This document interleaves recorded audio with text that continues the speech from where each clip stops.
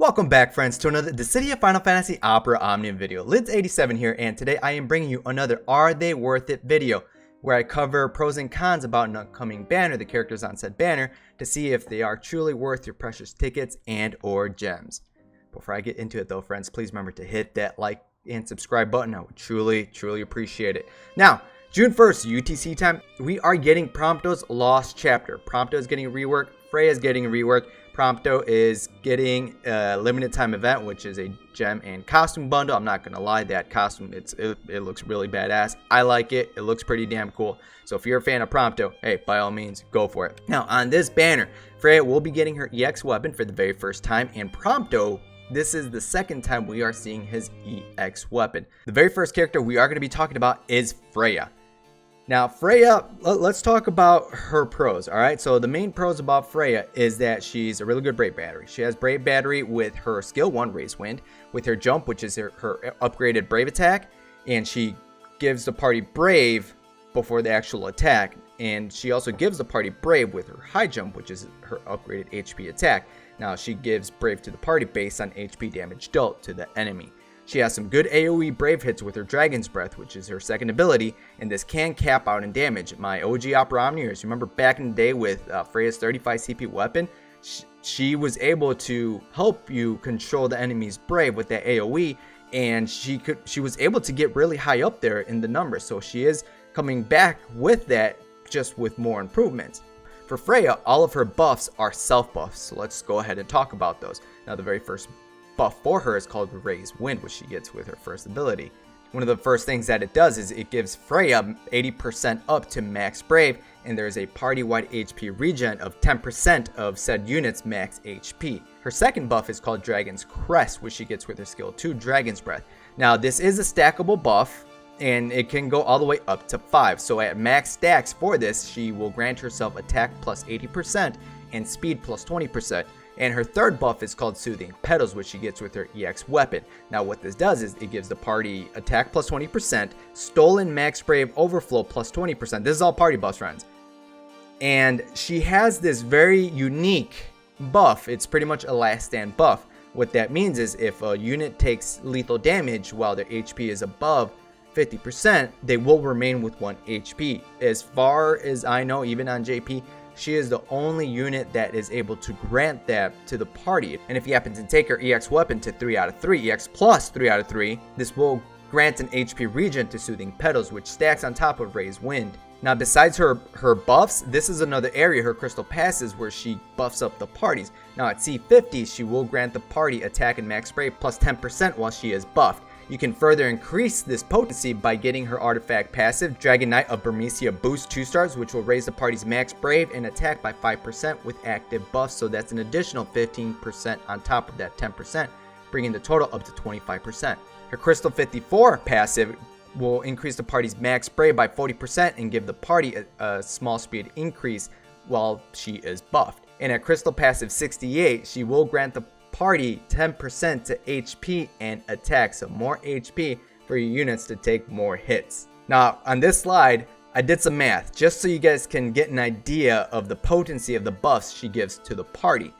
She gives HP regen, attack plus 40%, 55% if you have 3 over C50s, 2 stars, max Brave 50%, 65% if you get 3 of her C50, 2 stars, HP plus 10%, small speed up, and stolen Brave overflow plus 20%. Now, if you combine those with her own buffs that target mainly her, and along with her crystal passives, her other crystal passives that don't target the party, she is giving herself max Brave up plus 145%, attack 175%, and speed plus 20% plus 2 small speed ups to herself. I couldn't find the potencies, but she is increasing her speed up just that much more. So probably at least 40% to speed. Now, if you do happen to max out her bonus sphere, it is an A-type bonus sphere, and whoever wields this bonus sphere, this will increase the party's max HP by 10%. So if you happen to give this to Freya, that's going to be 20% max HP up to the entire party. That's a big buff to max HP to your party. Now, the one main downside about Freya is that her heals, their HP regens, they're over time. She does have another heal in her additional ability, But if you happen to burn through that and the enemy is doing a lot of HP attacks, there might be a good chance that you're not able to keep up. So ideally, I would want to pair her up with another healer just so your party doesn't die as fast. So if you're going to be taking her as your primary healer, you want her EX plus at 3 out of 3, and we'll get into that in a second. Now, talking about her EX, here are my recommended limit breaks for her EX plus. Now, if you're hurting for ingots, at least 1 out of 3. Because at 0 out of 3, her EX damage is executed twice. That's actually very rare. A lot of the times, usually with attackers, you see this executed twice text at their EX plus being at 3 out of 3, hence that's where they get a huge amount of their damage. Freya, if you pair her up with another Brave battery, she's going to get really high up there with the damage. She's going to dump that Brave out, and then she's going to follow it up with even more Brave hits, followed by an HP attack. Thus, her dishing out more HP damage to the enemies. And at 1 out of 3, she will get an increase to her attack and max Brave. Now, if you are looking to invest in Freya, we're going to go back to what I was just talking about, her HP regen. If you're going to be primarily using her as your healer, then you're going to want to take her to 3 out of 3, because that's when she gets HP regen to Soothing Petals, her EX ability buff, and her EX ability now Brave heals the party.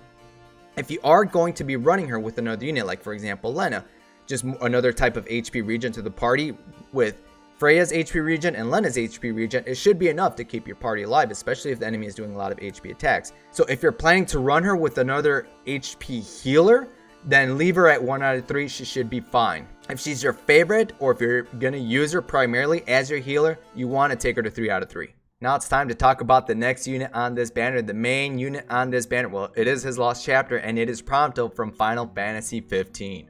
Let's take a look at some pros from Prompto. Now, Prompto has some longevity due to his Overkill and Crackshot. Overkill and Crackshot are his upgraded Brave attack and HP attacks. You get these by breaking the enemy on the previous turn. There will be an indicator on the enemy flashing, letting you know that that enemy can be targeted, and that will upgrade his Brave attack and HP attack into Overkill and Crackshot.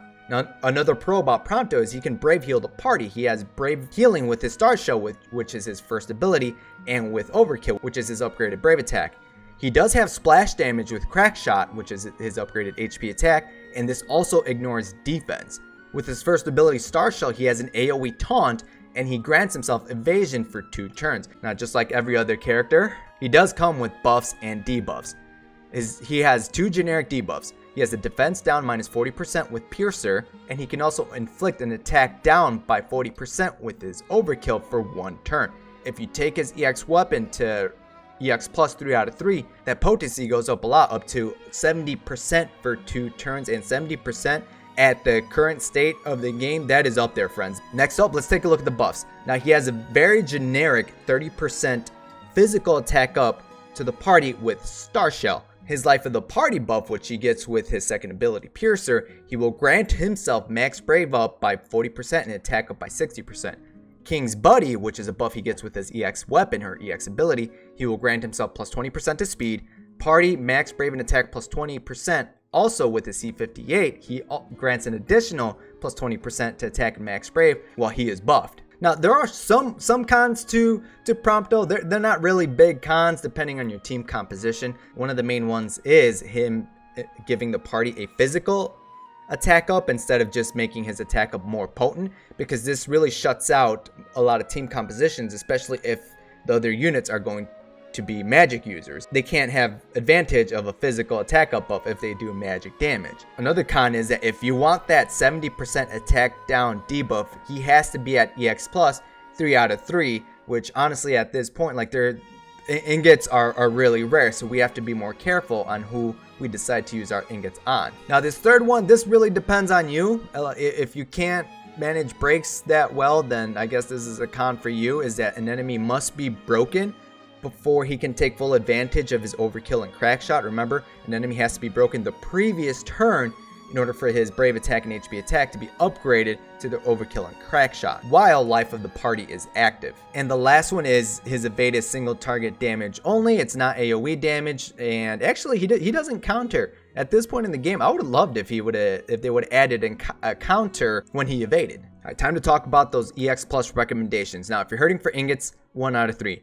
At EX Plus, 0 out of 3 has the X ability Brave hits. They hit harder, become AoE, and he has more overflow. At 1 out of 3, he gets a buff to attack and max Brave. Now, if you're gonna invest into him, I actually didn't write the number down there, but you have to take him to EX Plus 3 out of 3. Because after using his EX ability Trigger Happy, Overkill and Crack Shot become their upgraded versions, Overkill Plus and Crack Shot Plus. For Overkill, that's where his attack down 70% debuff is at for 2 turns. And with Crack Shot, the splash damage goes up to 50% to non-targeted enemies. So his upgraded Brave attack and HP attacks become that much more stronger, improving his longevity in fights. Alright friends, now we're at that part of the video. Are they worth it? Are they truly worth your tickets and or gems? Tickets? Sure. Gems? Are you pitting keys? Because looking at this banner, this is another ranged banner. We just got a ranged banner in the form of Cypher and Lena, who if I have to pick one of these two, I would go with Cypher and Lena. But these two units are good in their own right. Freya, with her EX ability, that buff to the party with Soothing Petals, being able to survive lethal damage can come in very handy, especially if you didn't pick up units, for example, like Porum or Edge. Porum, which gives the party a massive HP damage reduction, and Edge, who gives the party an AoE evade. Freya has some really good buffs to the party. You saw her potencies for her own attack and max Brave. They were up to 175% to her attack. With her Dragon's Breath, she is very good at helping you control the enemy's Brave. Just keep in mind, friends, that her HP healing capabilities, it's not the best. So I would really recommend you bring another healer with her, just so you can keep your party alive, especially during tough bosses. Prompto is good in the fact that he gives a physical attack up to the party, and he also has attack and max Brave buffs to the party. The only issue with his physical is, again, he locks himself out of these other team compositions. You can still run him with magic attackers, just that magic attacker is not going to benefit from that 30% physical attack up. And at this point in the game, we have Cypher, who is another attacker, but he specializes in debuffing the enemies, and with Cypher's EX ability, he can prevent the enemy from stealing Brave for 1 turn. In Prompto, he can actually evade. He has an on-demand taunt, AoE taunt and evade, which can help you in some sticky situations. So at this point, you got to ask yourselves, do I have a really good ranged attacker? Because if you don't, Prompto's not a bad option, especially if you don't have Cypher or if you're not planning to go for keys. Now Freya, in my opinion, she's good because she is a pseudo attacker and support, and like I like to say, you can't have enough supports on your party. So if you happen to throw tickets on her and you snag Freya's EX weapon, you can say that you are done with this banner. You don't really need Prompto, but that doesn't mean he's not good. Just the fact that he has that 30% physical attack up to the party, you can run him with a lot of physical team compositions. Run him with Lena, run him with Fran. Same thing can be said about Freya. Run her with Lena, run her with Fran, because Fran is just going to increase their damage potencies, and Lena can help out Freya's healing. So if you decide to skip on this banner, that's perfectly okay. If you do decide to go for them, by all means. Are they pity worthy? I would say no, just because there are other banners that I would prioritize over this one, especially if you already have some good support units and good attackers. You don't need these units. You can skip out on them. You will be fine. So ask yourselves, do you need a pseudo attacker support, or do you need a pseudo physical buffer attacker on your team composition? Now it's that time of the video where we take a peek into the future to see where these units are repeated for any future planners if you do decide that you want to skip out on them now. Now Freya, she does come back on 2 really good banners, LD and Burst banners, both of them. The first one being Kefka's LD and Burst debut banner, which Kefka is actually a very good magic attacker. His specialty is being able to debuff the enemies, and with his LD, he makes non-framed buffs framed, so you can force the enemies to have 6 debuffs on them. So if you happen to skip out on Freya now, if you don't want to go after Cloud of Darkness, because Kefka is on her banner also, this is a good spot to pick up Freya. And the second banner that she makes an appearance on is on Ramza's banner, which we literally just got this week at the time of making this video. Now Ramza, he got reworked, he got LD and burst. Now Ramza with his LD, he can delay the target, he initiates a chase sequence. With his burst, the potencies for his buffs just go up by a lot. So if you decide to skip out on Freya now, there are other opportunities to grab Freya down the line. Prompto, now I was looking for Prompto, I couldn't find a banner with Prompto. So if you just want to get his EX for collection purposes, it actually might be a good time. I mean, JP's content, it's been getting delayed because of the pandemic. So it's possible that we could be seeing Prompto on the JP side of the game in the near future, but that's just a heads up that you're going to have to wait a while before Prompto's EX weapon becomes featured again on a banner. So for that reason alone, if you want to pull for him now, just for that specific reason, hey, by all means, good luck on your pulls. That is it for this video, friends. I want to thank you guys for watching another Are They Worth It video where I cover Freya and Prompto. Be sure to let me know down below in the comments what your plans are for this banner. Me personally, I think I am going to throw tickets on this banner, not gems. My gems are going for keys because I don't have Prompto. I actually intentionally skipped out on him when his EX weapon first debuted because I actually did want to throw tickets for Freya. If I happen to get an EX weapon from this banner, hey, it's a win in my situation. That my goal, the unit that I would prefer is actually Freya because ever since she came out with her 35 CP weapon, I like her. I like her as a character. I like her as a unit. I actually did use her on my main roster when I would play Final Fantasy IX. I have to finish that. So that's going to be my plans, friends. I'm going to throw tickets. I don't think I'm going to be using ingots. We will see because we have Arciala coming up. We'll actually recommend you guys throw tickets or gems at, but I will cover that in another video. So at the moment on this banner, I'm probably going to do like 100 tickets and see what RNG decides to give me. So again, friends, let me know down below in the comments your thoughts about the banner and your plans. And until next time, good luck and have a good one.